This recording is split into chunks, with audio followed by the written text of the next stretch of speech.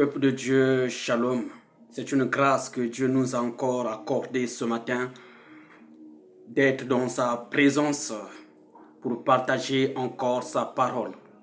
Parce que c'est dans sa parole que nous trouvons la vie, comme il est écrit dans le livre de Jean chapitre 1er, depuis le premier verset. Au commencement était la parole était avec Dieu et la parole était Dieu. Rien n'a été fait sans elle. En elle était la vie, et cette vie était la lumière des hommes. Et c'est très important lorsque nous restons autour de sa parole pour édifier les uns comme les autres. Parce que c'est le moment que le corps de Christ sur la terre est en train d'être formé. Alors, mes bien-aimés frères et sœurs, ce matin, l'Esprit veut que nous puissions parler d'une chose, une écriture, que nous puissions aborder cette écriture. Et je crois que par l'aide du Saint-Esprit, il va nous aider à rentrer dans les profondeurs pour que nous comprenions tous sa pensée. Alors l'écriture se trouve dans le livre de Romains chapitre 12. Depuis le premier verset, il est écrit: Je vous exhorte donc, frères, par les compassions de Dieu, à offrir vos corps comme un sacrifice vivant, saint, agréable à Dieu, ce qui sera de votre part un culte raisonnable. Amen. Alors, la question que nous pouvons nous poser, quel genre de corps pouvons-nous donner à Dieu? Ce n'est pas tous les corps qu'on peut prendre et donner à Dieu comme sacrifice. Il y a des corps appropriés qu'on peut donner à Dieu comme sacrifice. Il y a aussi des corps qu'on ne peut pas donner à Dieu comme sacrifice. Pourquoi? Parce que Dieu n'acceptera jamais ces corps-là. Dieu ne pourra accepter cela. Mais il y a des corps qu'on donne comme sacrifice à Dieu et Dieu accepte ce sacrifice. Alors ici l'Écriture nous dit: Je vous exhorte donc, frères, par les compassions de Dieu, à offrir vos corps comme un sacrifice. Nous sommes premièrement sous le mot corps. Et ce corps-là, qu'on donne à Dieu comme sacrifice, n'est pas un corps mort, mais un corps vivant. Et nous connaissons tous qu'est-ce qui donne la vie au corps. Oh, lisons un peu dans le livre de de Jacques. Jacques, ça me vient en esprit. Jacques chapitre 2, le verset 26. Comme le corps sans esprit est mort, de même la foi sans les œuvres est morte. La Bible dit, comme le corps sans esprit est mort. Donc un corps qui n'a pas l'esprit de Dieu, c'est un corps mort. C'est un corps où il n'y a pas la vie. Parce que c'est l'esprit qui communique la vie. Et dans le livre de Jean chapitre 6, le verset 63, c'est Jésus-Christ qui parle. La lettre tue, mais l'esprit vivifie. Et les paroles que vous recevez sont esprit et vie. Amen. C'est le Seigneur qui parle. La lettre tue, mais l'esprit vivifie. Amen. L'esprit vivifie. Donc c'est l'esprit qui au corps. Lisons l'écriture. C'est très capital. Pour certains qui ne connaissent pas certains versets, ils peuvent vous dire non, ils ont en train d'inventer les choses. Jean chapitre 6, le verset 63, il est écrit, c'est l'esprit qui vivifie. La chair ne sert à rien. Les paroles que vous recevez sont esprit et vie. Amen. Donc, on reçoit l'esprit du Seigneur par l'écoute de la parole de vérité. Cette parole qui sort de la bouche de Dieu, que Dieu envoie à travers ses envoyés, à travers ses messagers, à travers ses serviteurs, à travers les Éphésiens 4, apôtres, docteurs, évangélistes, prophètes, pasteurs. Amen. Dans son esprit qui donne la vie. Et l'esprit vint à l'écoute de la parole de Dieu. Et dans Actes chapitre 10, nous voyons que lorsque Dieu a envoyé son ange pour voir Corneille, et Corneille a envoyé ses serviteurs, c'est Simon le coureur pour appeler Simon-Pierre. Mais après que Pierre ait vu cette vision, parce qu'il était en prière, cette nappe qui était descendue, plein de reptiles, de quadrupèdes, et Dieu lui dit, non, tu es mon. Je lui dis que non. Jamais rien de sué n'est rentré en moi. Rien de pur. Mais le Seigneur lui dit, ne considère pas ce que j'ai créé pur, impur. Et après, les messagers sont arrivés. Ils ont frappé. Et le Seigneur lui dit, descends avec ces hommes. Et quand il est arrivé dans la maison de Corneille, et la Bible dit, pendant qu'il parlait encore, alléluia, il parlait de qui? Du Seigneur Jésus-Christ. Il parlait de qui? De la parole révélée. Pendant qu'il parlait encore, l'Esprit est descendu dans la maison de Corneille. Et tous furent remplis du Saint-Esprit et commencèrent à parler de diverses langues, contenues contre la parole de Dieu. On reçoit l'Esprit, la parole. Parce que la parole de Dieu ne vient pas d'elle-même. Amen. Oui, il y a une puissance de la parole de Dieu. Et c'est le Saint-Esprit qui accompagne la parole. Pour que cette parole puisse donner la vie aux hommes. Amen. Voilà pourquoi l'Écriture nous dit, le corps sans esprit est un corps mort. Et dans Jacques chapitre 4, le 5e verset est écrit, croyez-vous que l'Écriture parle en vain? C'est avec jalousie que Dieu chérit l'esprit qu'il a fait habiter en nous. Gloire à Dieu. C'est avec jalousie que Dieu chérit son esprit. Non pas l'esprit de quelqu'un, non. Non pas l'esprit d'un marabout. Non pas l'esprit des occultes. Non. Mais l'esprit de Dieu. Il a pris son esprit, il a mis ça en nous. Et Dieu chérit son esprit. Pourquoi? Parce que c'est l'esprit qui nous donne la vie. Amen. Et il a pris son esprit, il l'a mis en nous. Donc la vie vient de l'esprit de Dieu. Voilà pourquoi que le corps pour nous donner à Dieu comme sacrifice. Oh, une écriture me vient. Allons un peu dans Romains chapitre 8. Romains chapitre 8. Romains chapitre 8, il est écrit.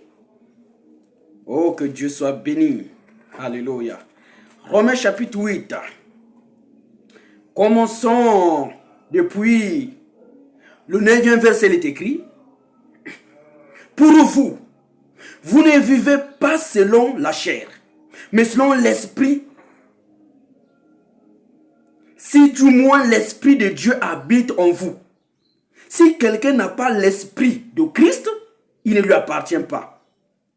Et si Christ est en vous, le corps, il est vrai, est mort à cause du péché, mais l'esprit est vie à cause de la justice. Et si l'esprit de celui qui a ressuscité Jésus d'entre les morts habite en vous, celui qui a ressuscité Christ d'entre les morts rendra aussi la vie à vos corps mortels. Amen. C'est l'esprit qui a ressuscité Christ d'entre les morts. C'est l'esprit qui a redonné la vie à Christ. Le corps de Jésus qui était étalé dans la tombe, fermé de la grotte. Dieu a déployé toute sa puissance, alléluia, pour ramener ce corps à la vie. Et si cet esprit-là lui dit, se trouve en nous, alors le même esprit ramènera nos corps à la vie. Amen. C'est pourquoi, oh gloire à Dieu, l'Écriture continue à dire, et si l'esprit de celui qui a ressuscité Jésus d'entre les morts habite en vous, celui qui a ressuscité Christ d'entre les morts rendra aussi la vie à vos corps mortels. C'est que nos corps sont morts. Mais il faudrait que Dieu, par sa puissance, puisse redonner la vie à nos corps. Par son esprit qui habite en vous. Amen. Donc la vie vient par l'esprit. Quand Dieu donne son esprit à un homme, à une femme, c'est la vie de Dieu qui rentre dans cet homme, dans cette femme, de telle sorte que les œuvres anciennes sont passées, les œuvres anciennes sont mortes, les œuvres de la chair, que nous parle Galates chapitre 5, si on peut commencer à partir du 7e verset, les œuvres de la chair, l'impudicité, le vol, le mensonge, les calomnies, la magie, l'idolâtrie, toutes ces choses-là, amen, sont mortes. Pourquoi? Parce que Dieu a mis son esprit dans la personne. Le verset 12 est écrit, ainsi donc frères, nous ne sommes point redevables à la chair, pour vivre selon la chair. Si vous vivez selon la chair, vous mourrez. Mais si par l'esprit, vous faites mourir les actions du corps, amen. On dit, si par l'esprit, ce n'est pas par la connaissance humaine qu'on peut faire mourir les œuvres de la chair. Ce n'est pas par la sagesse ou la connaissance humaine qu'on peut faire mourir les œuvres de la chair. Mais c'est par la puissance de Dieu, par le Saint-Esprit, par le pouvoir du ciel. C'est cette puissance-là qui fait de telle sorte que l'homme puisse être délivré des œuvres de la chair pour s'attacher aux œuvres de l'esprit. Alléluia. Et le verset 14 est écrit, car tous ceux qui sont conduits par l'Esprit de Dieu sont fils de Dieu. Amen. Toutes les personnes que Dieu donne son esprit sont maintenant désormais conduits par l'Esprit de Dieu. Et ceux-là, ce sont ceux-là qu'on appelle les fils et des filles de Dieu. Ce n'est pas n'importe qui est fils et fille de Dieu. Non, non. Ce sont ceux qui ont reçu la parole et que Dieu les agrée par le baptême du Saint-Esprit. Ceux-là, quand ils marchent, ils ne marchent plus selon les eaux de la chair. Mais ils marchent selon les eaux de l'Esprit parce que l'Esprit leur révèle les choses d'en haut qui communiquent la vie. Tout le monde dit nous sommes fils et filles de Dieu. Mais par contre, il y a des fils et des filles du malin Et Jésus-Christ parle. Je crois dans le livre de Matthieu chapitre 7. Vous les reconnaîtrez par leurs fruits. Parce que tout bon arbre porte des bons fruits. Et tout mauvais arbre porte des mauvais fruits. Et c'est là où vous les reconnaîtrez. Et plusieurs viendront et diront, Seigneur, Seigneur, n'avons-nous pas fait des miracles en ton nom? Guérir les malades en ton nom? Chacun doit raconter son expérience au Seigneur. Mais le Seigneur dira, arrière de moi, vous qui commettez l'iniquité, je ne vous ai jamais connu. Amen. C'est Dieu qui conduit les pas des justes. Mais Dieu ne peut pas conduire les pas des justes dans des milieux obscurs. Parce que Dieu est lumière. Et les pas des justes sont des pas de lumière. De telle sorte que partout où il met le pas, le juste, il éclaire. Mais Dieu ne peut pas conduire les pas des justes dans des boîtes de nuit, dans des bars, dans les maquis. Comme ici on appelle les bars les maquis. Dans l'adultère, dans la fornication, dans la sorcellerie, dans la magie, dans la franc-maçonnerie, dans l'idolâtrie. C'est prosterner devant des images faites des mains d'hommes. Non! Alors, est-ce que nos corps sont des corps vivants? Des corps que Dieu veut que nous puissions lui donner. Parce que c'est l'esprit qui donne la vie. La parole nous l'éprouve. Allons un peu dans le livre. Oh, quelque chose me vient en esprit, mes bien-aimés frères et sœurs. Oh, que Dieu soit béni. Ézéchiel chapitre 37. Si on peut commencer. Gloire à Dieu. Que son nom soit béni. À partir du premier verset, si on peut commencer.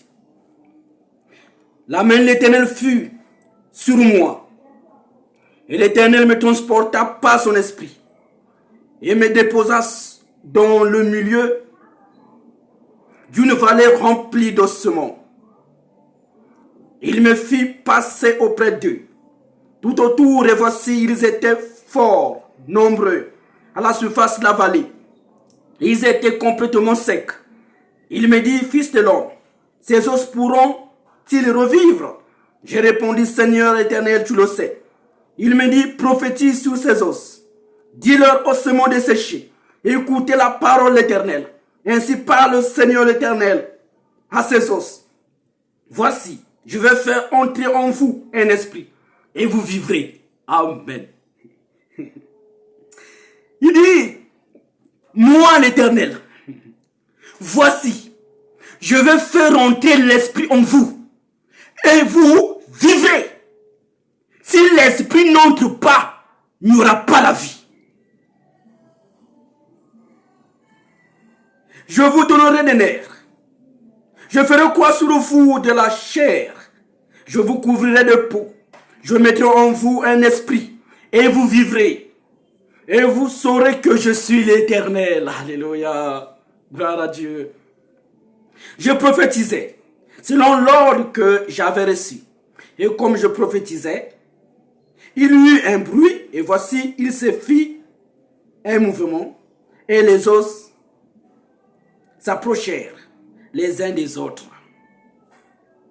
Je regardais et voici, il leur vint des nerfs, la chair crue et la peau découvrit par-dessus.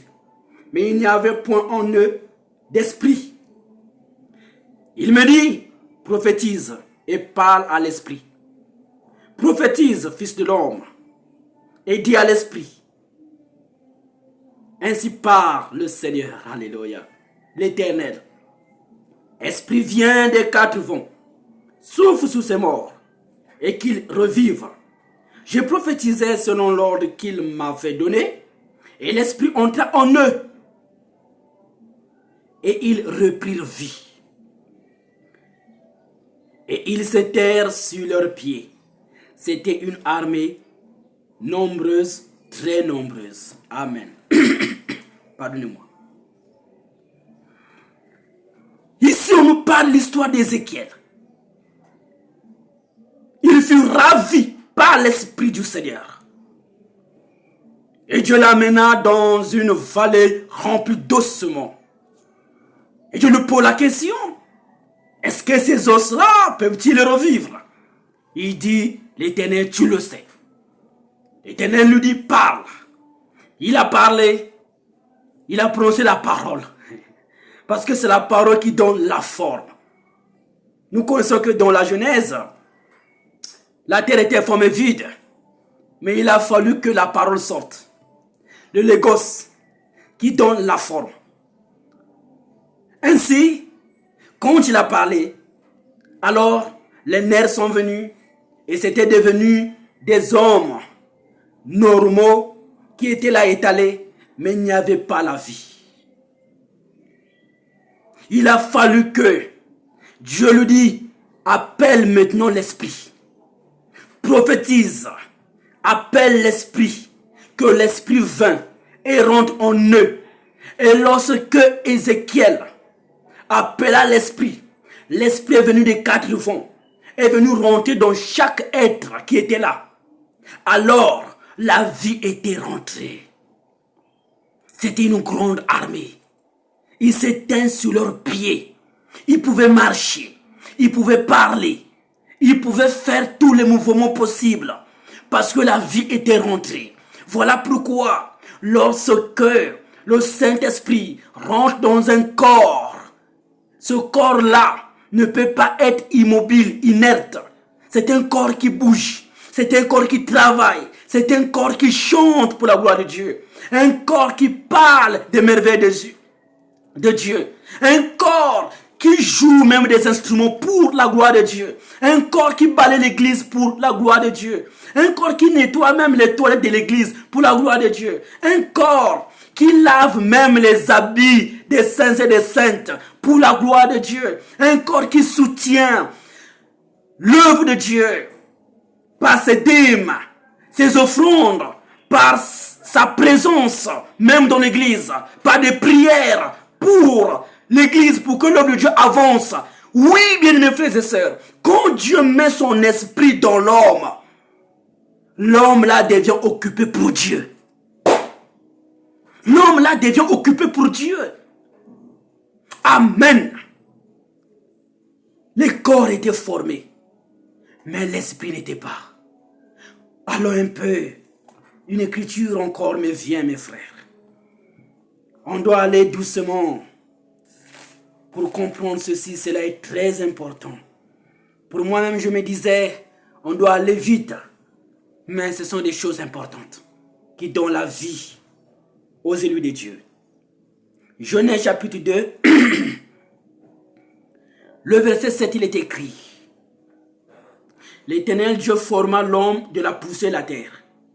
Il souffla dans ses narines un souffle de vie et l'homme devint une âme vivante. Amen. Dieu a formé Adam. Après avoir formé Adam, Adam était une personne déjà là, mais ne bougeait pas. Ne pouvait même pas travailler dans le jardin.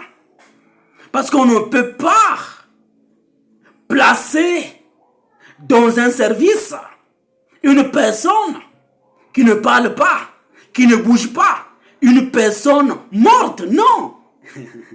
Mais c'est une personne vivante. Parce que Dieu avait un programme de faire un jardin que Adam devait cultiver et garder. Et ce n'est pas un mort qui devait placer là, mais un homme vivant. Voilà pourquoi il souffla dans les narines d'Adam un souffle de vie. Adam devait une âme vivante. Un souffle de vie. Amen. Et ces écritures nous montrent que C'est l'esprit qui donne la vie au corps. Si notre corps n'a pas l'esprit de Christ, alors nos corps sont des corps morts. Et nous sommes en danger, mes bien-aimés frères et sœurs. Nous sommes en danger. C'est le moment d'entendre le son de la trompette. C'est le moment d'être attentif. Lorsque la sentinelle crie, et Dieu a placé des sentinelles pour crier. Mais c'est à nous d'avoir des oreilles attentives pour prendre conscience, et la prise de conscience pour se naître en nous. Pour que nous puissions alors revenir à Dieu et chercher sa face. Gloire à Dieu. Voilà pourquoi, si nous revenons dans le livre de Romains 12, que Dieu m'aide, que Dieu nous aide tous, mes frères. Il est écrit, offrez vos corps comme un sacrifice vivant, saint. Amen. Ici, nous avons parlé du corps. Et là, on dit un sacrifice vivant, saint et agréable à Dieu. Il y a 3 mots capitaux. Il y a vivant, il y a saint et agréable. Tous ces 3 mots sont rattachés au corps. Un sacrifice vivant. Non pas un sacrifice mort, mais un sacrifice vivant. Et nous savons bien que Dieu n'est pas un Dieu de mort, mais un Dieu des vivants. Allons un peu dans le livre de Psaume. Alléluia. Oh, gloire à Dieu. Psaume, un sacrifice vivant qu'on doit donner à Dieu, mes frères et sœurs. Psaume 42.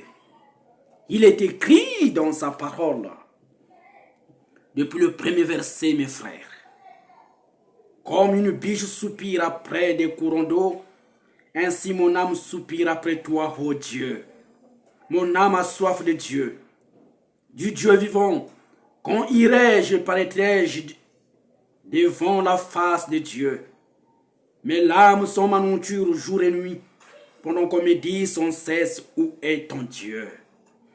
Comme une biche soupire après des courants d'eau, ainsi mon âme soupire après toi, ô Dieu. Mon âme a soif de Dieu, du Dieu vivant. Amen. Mon âme a soif de Dieu, non pas d'un Dieu mort, mais mon âme a soif du Dieu vivant. Lui qui est vivant, si lui rentre en moi, je serai aussi un homme vivant. Je serai aussi une femme vivante. Amen. Et je crois dans le livre de Matthieu, si je ne me trompe pas, Matthieu 22. Je crois, si je ne me trompe pas, Matthieu 22, il est écrit quelque chose.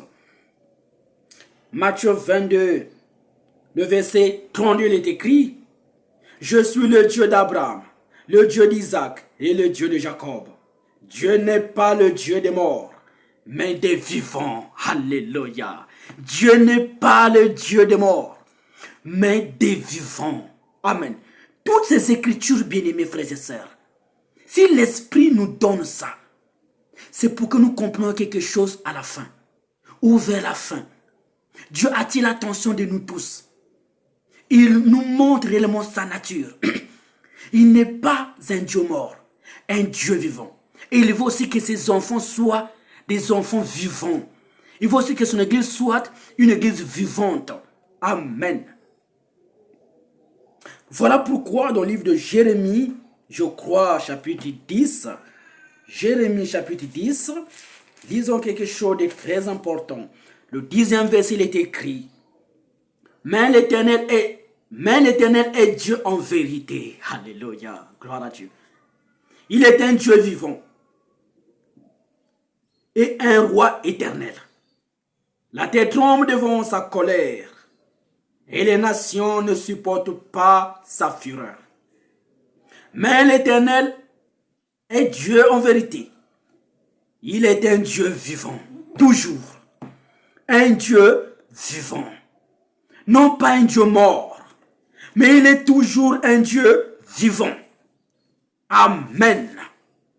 Voilà pourquoi, même pour son Église, dans le livre de 1 Timothée chapitre 3, le 14e au 15e verset, il est écrit, c'est Paul qui parle à Timothée.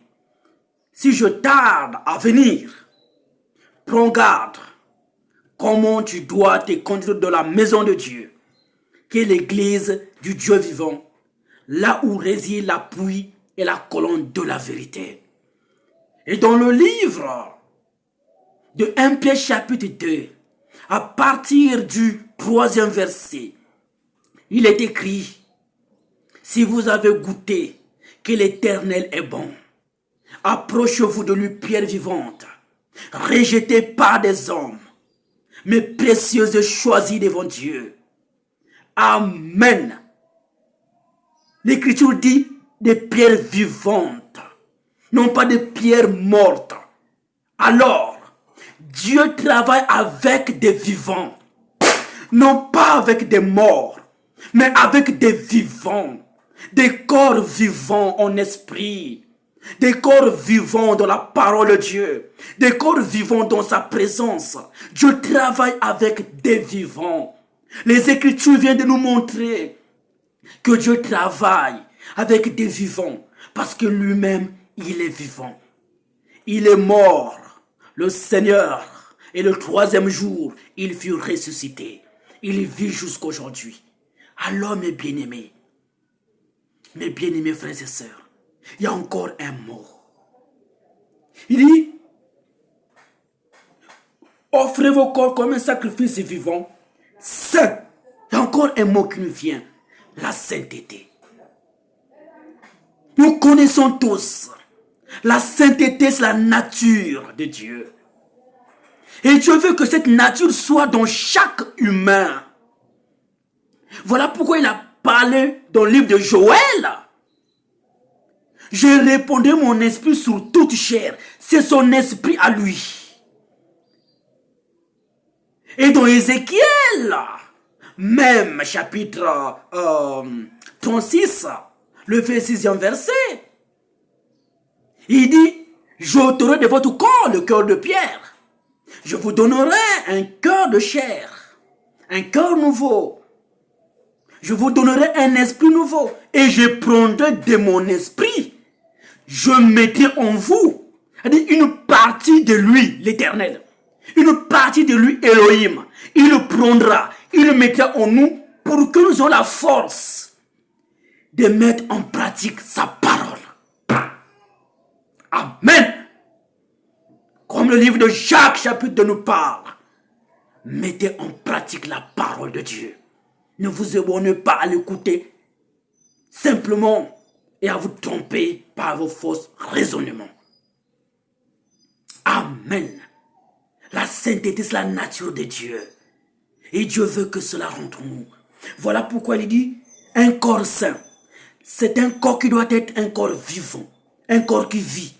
Mais à côté, ce corps-là aussi doit être saint. Toute l'œuvre de Dieu doit être achevée dans chaque humain, dans chaque fils, dans chaque fille de Dieu. Dieu doit achever son œuvre. Ce corps ne doit pas juste avoir une petite partie de Dieu, mais la globalité de Dieu. Un corps vivant, ce même corps doit être aussi saint. Allons dans une écriture qui me vient. Je crois que c'est dans le livre de Malachie, chapitre 1er, je crois, si je ne trompe pas, Malachie. Allons rapidement, Malachie, chapitre 1er. Oh, que Dieu soit béni. Que Dieu soit béni. Malachie, chapitre 1er, le verset 6, lisons au nom du Seigneur Jésus-Christ. Un fils honore son père, un serviteur son maître. Si je suis père, où est l'honneur qui m'est dû? Si je suis maître, où est la crainte qu'on a de moi? Dit l'Éternel des armées à vous, sacrificateurs. qui méprisez mon nom et qui dites, en quoi avons-nous méprisé ton nom? Alléluia. Continuons la lecture. Vous offrez sur mon autel des aliments impurs. Et vous dites, en quoi t'avons-nous profané? C'est en disant, la table de l'Éternel est méprisable. Quand vous offrez en sacrifice une bête aveugle. Alléluia. Oh Seigneur. Une bête aveugle. N'est-ce pas mal? Quand vous en offrez une boiteuse ou infirme, n'est-ce pas mal? Offrez-la. Offre-la donc à ton gouverneur. Te recevra-t-il bien? Te fera-t-il bon accueil? Dit l'Éternel des armées. Amen. Ici, c'est Dieu qui parle. Il dit, vous offrez sur mon autel des aliments impurs. Et vous dites, en quoi t'avons-nous profané? C'est en disant, la table éternelle est méprisable. Quand vous offrez en sacrifice une bête aveugle, n'est-ce pas mal? Quand vous en offrez une boiteuse ou infirme, n'est-ce pas mal? Offre-la donc à ton gouverneur. Te recevra-t-il bien? Te fera-t-il bon accueil? Amen. Ici, c'est l'Éternel lui qui parle. Il dit que non, mais vous prenez des sacrifices qui ont des défauts. Vous me donnez. Vous pensez que c'est bien? Prenez d'abord ces bêtes infirmes, ces bêtes aveugles. Allez d'abord donner à votre gouverneur. Il vous fera. Il va vous recevoir bien. Donnez ça à votre chef de service. Il va vous recevoir bien. Donnez ça à votre président. Il va vous recevoir bien. Non. Amen. Pourquoi? Dieu a besoin des sacrifices saints. Des sacrifices parfaits. Parce que lui, il est parfait. Il ne veut pas des sacrifices boiteux. En d'autres termes, Dieu ne veut pas qu'on puisse lui donner des sacrifices qui ont des défauts. Dieu a besoin qu'on puisse lui donner des sacrifices qui sont purs. Des sacrifices qui sont saints. Ainsi, nous avons lu que nous devons donner nos corps à Dieu comme sacrifice vivant et saint. C'est-à-dire que des corps sont des faux. Des corps que la parole de Dieu a lavé. Des corps que la parole de Dieu a purifié. Oui, mes frères. Allons, ça me vient dans le livre d'Ézéchiel. Lisons quelque chose, s'il vous plaît, mes bien-aimés. Ézéchiel. Ça me vient en esprit, on ne peut pas passer sans pourtant lire. Ézéchiel, chapitre 36. Ça me vient en esprit, s'il vous plaît, mes bien-aimés. Ézéchiel, chapitre 36. Alors, le verset 25, il est écrit, je répandrai sur vous une eau pure, et vous serez purifiés. Je vous purifierai de toutes vos souillures et de toutes vos idoles. Amen. Dieu répand son eau pure, qui est sa parole, sur nos corps, afin que nos corps soient purifiés, nos corps soient lavés. Amen. C'est Dieu qui veut que nous puissions avoir des corps parfaits, des corps sains, parce que ce corps-là est utile pour sa maison, est utile dans son champ. Parce que le monde meurt aujourd'hui. Mais Dieu a besoin de ton corps, mon frère. Dieu a besoin de ton corps, ma soeur. Dieu a besoin de mon corps. Il a besoin de nos corps pour que la lumière soit propagée dans le monde. Oh frère, c'est lui qui lave. Il ne veut pas de corps qui ont des défauts. Voilà pourquoi dans le livre de Hébreux, je crois, si je ne trompe pas, Hébreux, ça me vient. Hébreux, je crois. Hébreux chapitre 10, le verset 22, il est écrit, approchons-nous donc avec un cœur sincère, dans la plénitude de la foi, les cœurs purifiés d'une mauvaise conscience, et le corps lavé d'une eau pure. Amen. Le corps lavé d'une eau pure. Et dans le livre d'Éphésiens, nous connaissons bien, je crois, Éphésiens 6, Éphésiens chapitre 5, Lisons cela comme si ça me vient en esprit. Éphésiens chapitre 5, je crois. Lisons cela. Allons doucement, mes frères bien-aimés, que chacun en sortant puisse comprendre quelque chose. Éphésiens chapitre 5, le verset 22, 25, il est écrit: Marie, que chacun aime sa femme, comme Christ a aimé l'Église, et s'est livré lui-même pour elle, afin de la sanctifier, en la purifiant et en la lavant par l'eau de la parole. Amen. Amen. Par l'eau de la parole. Qui lave, c'est le Seigneur. Par quel moyen? Par la parole de Dieu. Parce qu'il veut que nos corps soient purs, nos corps soient saints. Voilà pourquoi il répand sur nous sa parole pure. Cette parole doit être une parole pure. Non pas une parole mélangée, non. Non pas une parole qu'on enlève un homme. Non pas une parole qu'on adore un homme. Mais une parole qu'on enlève Jésus. Une parole qu'on enlève Jésus, qu'on adore Jésus. Cette parole-là, c'est cette parole qui transforme. Cette parole qui délivre. Amen. Parce que la sainteté, c'est la nature de Dieu. Voilà pourquoi dans le livre de Lévitique, oh Seigneur Jésus, Lévitique 19, je crois. Oui, mes frères. Le premier verset est écrit: L'Éternel parla à Moïse et dit: Parle à toute l'assemblée d'Israël, et tu leur diras: Soyez saints, car je suis saint, moi l'Éternel votre Dieu. C'est Dieu qui parle à Moïse. Il dit à l'assemblée: Révèle ma nature, je suis saint, que eux ici soient saints comme moi. Amen. Oui, la sainteté, c'est la nature divine de Dieu. Et Dieu veut que nous puissions porter cette nature. Voilà pourquoi il parle dans le livre de 1 Pierre, je crois, chapitre 15, je crois. Lisons cela rapidement. 1 Pierre, oh, chapitre 1er.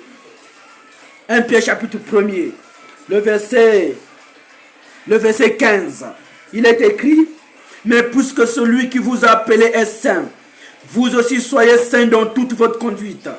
C'est là qu'il est écrit: Vous serez saints car je suis saint.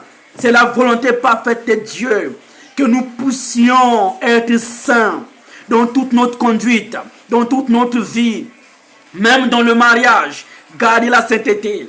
Dans les fiançailles, gardez la sainteté. Même étant célibataire, gardons la sainteté. Ce n'est pas parce que nous sommes célibataires qu'on peut avoir des copains et des copines, vivre dans la fornication, dans l'impudicité. Non, ce n'est pas aussi parce que ton mari ou ta femme se trouve en voyage et que tu dois vivre pour les marier et que tu dois vivre dans l'adultère. Non, mes frères bien-aimés, dans toute notre conduite, que ce soit au service, on ne peut pas vivre dans la corruption. Non, on doit faire toutes choses, oui, dans la lumière de la parole.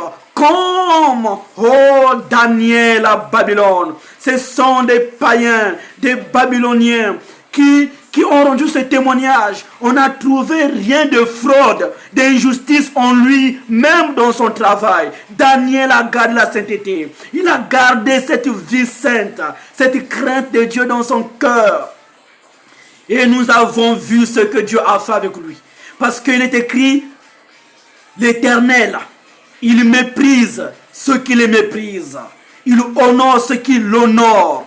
Si tu honores Dieu, si nous honorons Dieu, il va nous honorer. Amen. Il veut que nous puissions porter sa nature. La sainteté.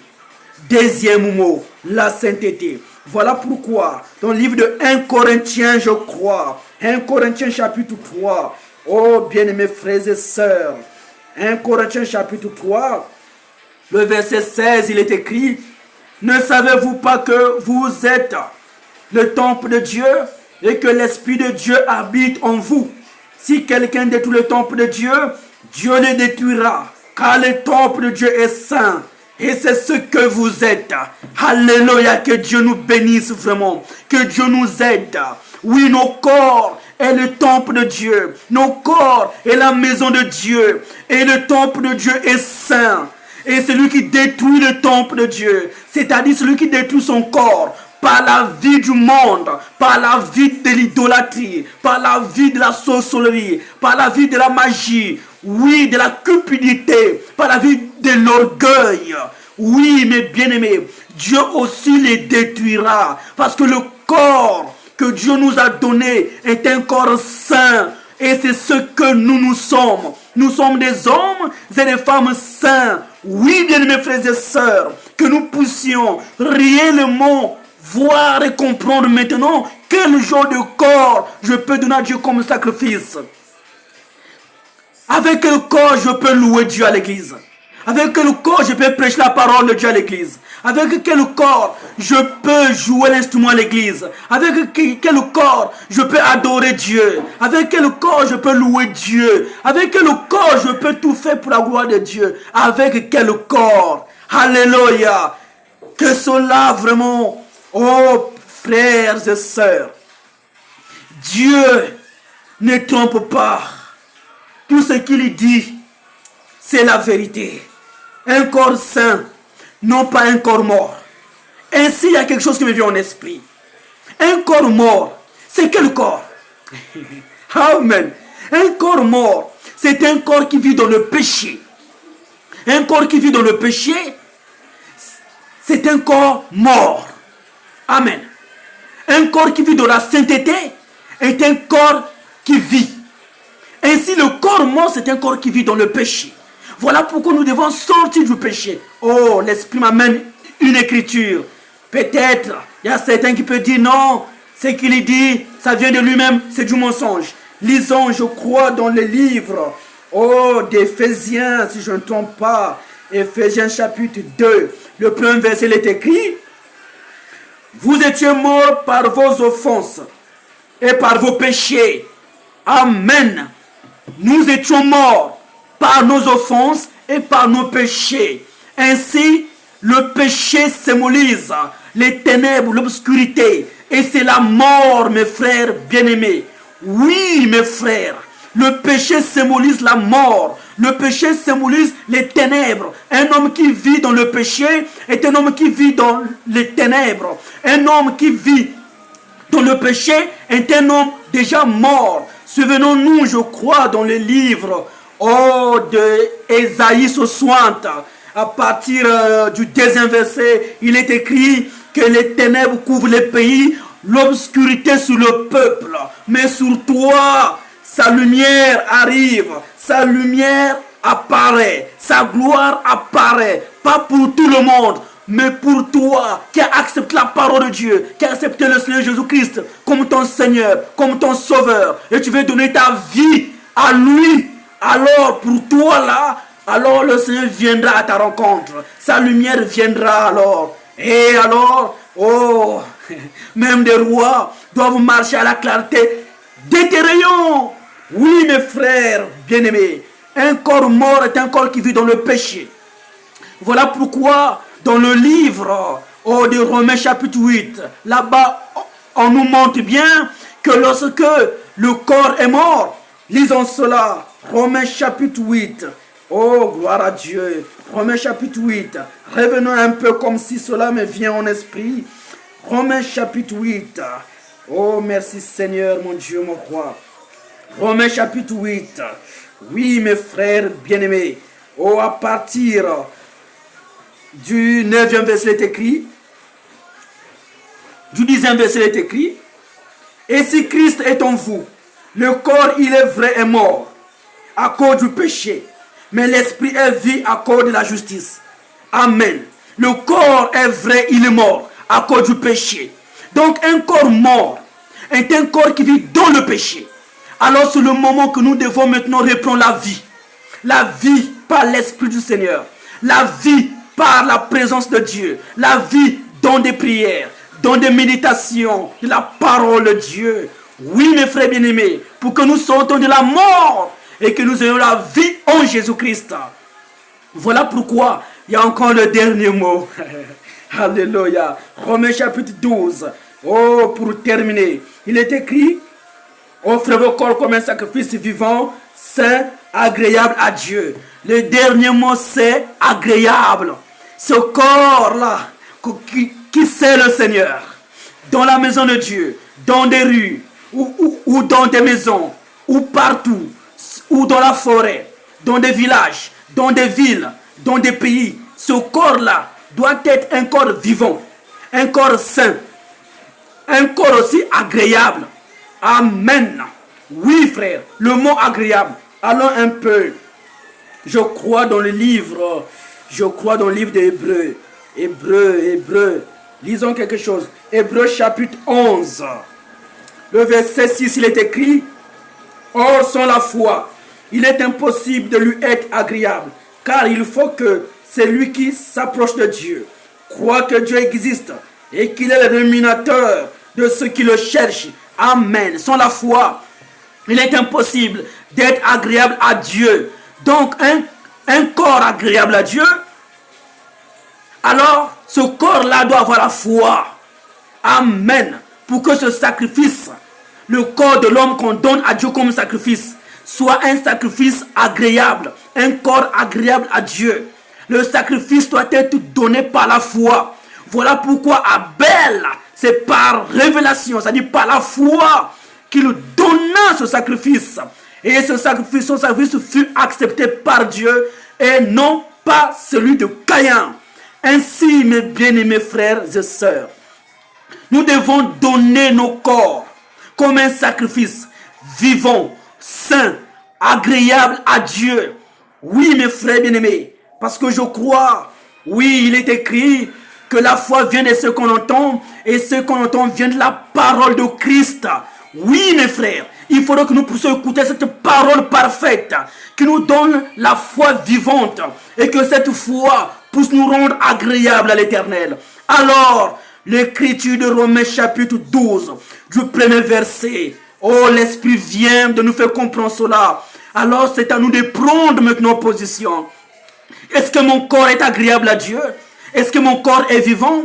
Est-ce que mon corps est sain? Alors c'est à nous maintenant de prendre conscience pour que nous puissions être des véritables instruments que Dieu, oui, répond la pluie de sa puissance et que nous puissions voir, oh, ce que nos pères ont vu, des signes, des prodiges, des miracles, comme la Bible nous parle, je crois, le livre de Marc 16.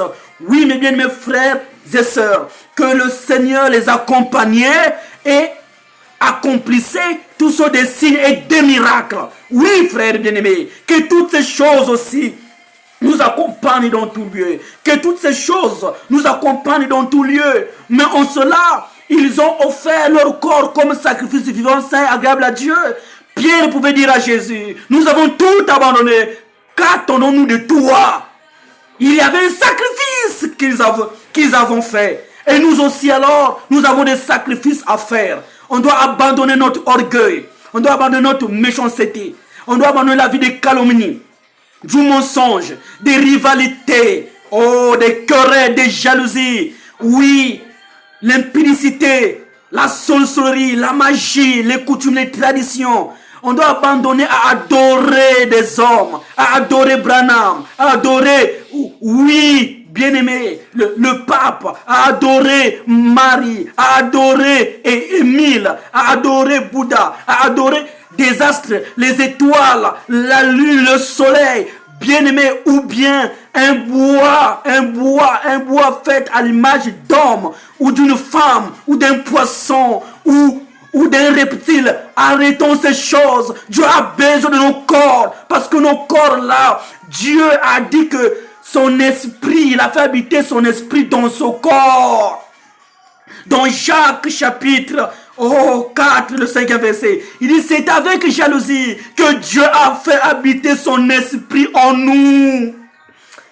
Oh frère bien-aimé, et dans 1 Corinthiens chapitre 6, le 19e verset, il est écrit que votre corps est le temple du Saint-Esprit. Alors c'est à nous maintenant, mes frères bien-aimés, de prendre conscience et de venir à Jésus-Christ. C'est lui qui est la vie éternelle. C'est lui qui sauve. C'est lui qui délivre. Pas un homme qui sauve. C'est lui qui baptise aussi du Saint-Esprit. Un homme ne baptise pas du Saint-Esprit, mais c'est lui le Seigneur qui libère le Saint-Esprit, qui ouvre les cieux pour que le Saint-Esprit descende aux hommes et aux femmes qu'il a agréés, aux hommes et aux femmes qu'il a acceptés. La volonté de Dieu n'est pas de voir que le méchant puisse mourir. Selon il est écrit dans le livre, oui, d'Ézéchiel 18, oui, toute âme m'appartient, l'âme du Fils comme l'âme du Père m'appartient. La volonté de Dieu n'est pas de voir le méchant mourir, mais que le méchant se répande, qu'il parvienne la conscience de la vérité, qu'il change de conduite et qu'il vive. C'est ça l'amour de Dieu, c'est ça la bonté de Dieu, c'est ça la miséricorde de Dieu. Voilà pourquoi tous les méchants de la terre, si Dieu ne retire pas encore son souffle, parce qu'il leur laisse un peu le temps, peut-être un jour, ils entendront la vérité, ils entendront le son de la trompette, et alors, ils vont abandonner leur voie ténébreuse pour suivre Jésus-Christ, qui a dit dans Jean chapitre 14, « Je suis le chemin, la vérité et la vie. » Alors c'est le moment, mon frère, si tu n'as pas encore donné ta vie au Seigneur, c'est le moment de prendre l'engagement. C'est le moment, ma soeur, si tu n'as pas encore donné la vie au Seigneur, c'est le temps maintenant. Car c'est le temps vivant que chacun nous prépare sa destinée future. Ce n'est pas après la mort. Après la mort, c'est la récompense de nos œuvres qui nous suivent. Souvenons-nous de l'histoire du pauvre Lazare et l'homme riche qui menait sa vie joyeusement parce qu'il était tellement riche. Son cœur était attaché à ses biens. Mais le jour où il mourut, il est allé dans les séjours de mort, là où il pleurait. Il avait beaucoup d'eau, il avait beaucoup à manger, mais là-bas, il souffrait de la soif, il souffrait de la famine. Mais le pauvre qui souffrait étant vivant, le pauvre Lazare, lorsqu'il mourut, la Bible dit, il fut emporté par les anges. Alléluia. Oh, dans le sein d'Abraham, la 6e dimension. Gloire à Dieu. Oh, mes frères bien-aimés, le temps nous manque vraiment. Oh, que Dieu nous bénisse vraiment. Que Dieu nous aide. C'est le moment de prendre l'engagement de donner ta vie au Seigneur. Si je n'ai pas encore pu le baptême, c'est le moment de prendre l'engagement. Je vais donner ma vie au Seigneur. Et le baptême, ce n'est pas au nom du Père, Fils et Saint-Esprit. Le Père, Fils et Saint-Esprit, alors, ce n'est que ça forme un seul nom. Le nom qui est venu mourir à la croix, c'est le nom de Jésus-Christ. C'est le seul nom qui avait été donné aux hommes, dit l'Écriture, pour que les hommes soient sauvés. Alors le baptême, ce n'est pas sous le drapeau. Ce n'est pas en aspergeant l'eau sur la tête. Ce n'est pas en baptisant aussi les bébés. Les bébés, on les bénisse. Mais le baptême, c'est au nom du Seigneur Jésus-Christ. Pierre, acte chapitre 2, à partir du 36e verset, alors, lorsque ceux qui entendaient, leur cœur était vraiment touché, alors ils ont demandé à Pierre, homme frère, que ferons-nous? Pierre leur a dit, répentez-vous. La première chose, c'est la repentance. On doit se repentir de tout ce que nous avons fait. Et soyez baptisés au nom de Jésus-Christ pour le pardon de vos péchés et vous recevez le don du Saint-Esprit, car la promesse est pour vous, pour nos enfants et aussi pour ceux qui sont au loin. Amen. Parce que l'Esprit, nous avons vu que nous devons aussi croire à la parole de Dieu. La vraie parole qui est écrite dans ce livre. Il n'y a pas encore un autre livre qui est au-dessus de ce livre. Oui, mes frères bien-aimés, c'est le moment alors que tu puisses prendre ton engagement et dire, Seigneur Jésus, je viens à toi. Pardonne-moi de mon passé. Je me réconcilie avec toi. Tu as dit, revenez à moi et je reviendrai à vous. Je reviens vers toi, Seigneur. Reçois-moi. Si tu es malade, que la puissance de Dieu te guérisse. Si tu es aveugle, que la puissance de Dieu te restaure la vue. Si tu es paralytique, que la puissance de Dieu te redonne les pieds. Si tu as des infirmités, que la puissance de Dieu enlève tout cela. Car dans la parole de Dieu a la guérison. La Bible dit, je leur envoie ta parole, elle est guérie. Que Dieu vous bénisse. À la prochaine, mes frères. Amen.